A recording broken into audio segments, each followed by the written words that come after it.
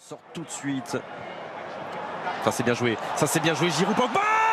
Regarde la joie des joueurs de l'équipe de France de foot et des supporters après la victoire contre l'Australie il y a 4 ans. Tu aimerais voir la même chose ce soir, hein? Non, tu ne t'es pas trompé, tu es bien sur la chaîne d'Automoto. Mais aujourd'hui, ce numéro va être un peu particulier. Il va être consacré aux voitures des Bleus.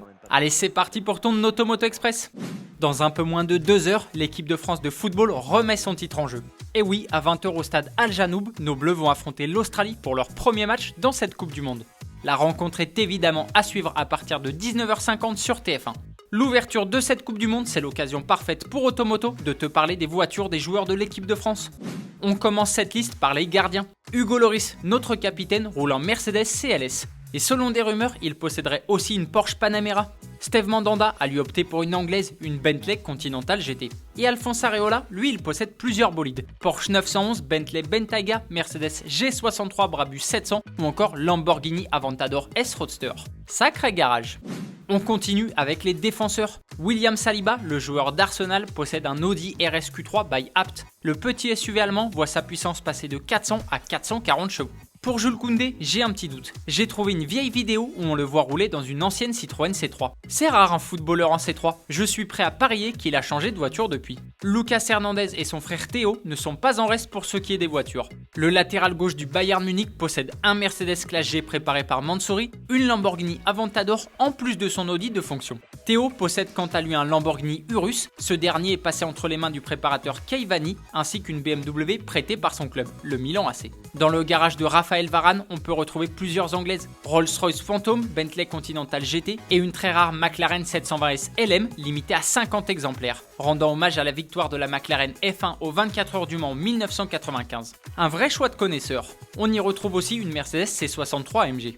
Pour ce qui est des milieux de terrain, pour fêter son arrivée au Real Madrid, Aurélien Tchouaméni s'est offert un Lamborghini Urus. Depuis quelques semaines, son club a signé un partenariat avec BMW, il doit donc rouler soit en iX, soit en i4. Youssouf Fofana, le pensionnaire de l'AS Monaco, possède une Mercedes C63 AMG. Eduardo Camavinga est lui propriétaire d'un Mercedes GLA 35 AMG et sur son compte Instagram, on peut le voir à côté d'une ancienne M4 cabriolet. La Juventus Turin a un partenariat avec le constructeur américain Jeep. Adrien Rabiot a donc une Jeep comme voiture de fonction. Le milieu de terrain de l'OM, Matteo Guendouzi, possède sûrement une ou plusieurs jolies voitures. Il ne peut malheureusement pas s'en servir pour le moment. Et oui, son permis de conduire a été suspendu suite à un excès de vitesse.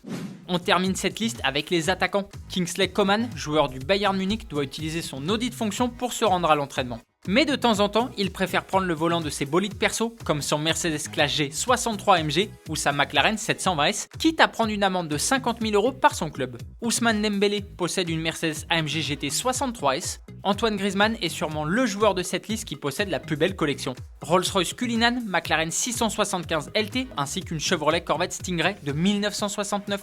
Olivier Giroud roule avec une Ferrari 458 ainsi qu'en BMW iX, sa voiture de fonction.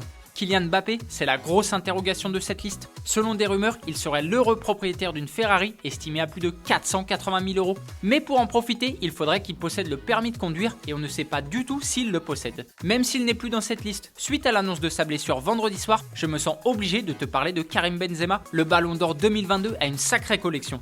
Ferrari LaFerrari, Rolls-Royce Wraith, Lamborghini Urus, mais surtout un duo de Bugatti avec une Veyron pur sang et une Chiron. Notre liste est terminée, toute l'équipe d'Automoto souhaite bonne chance aux Bleus dans cette Coupe du Monde. À demain pour un numéro classique, bonne soirée, allez ciao!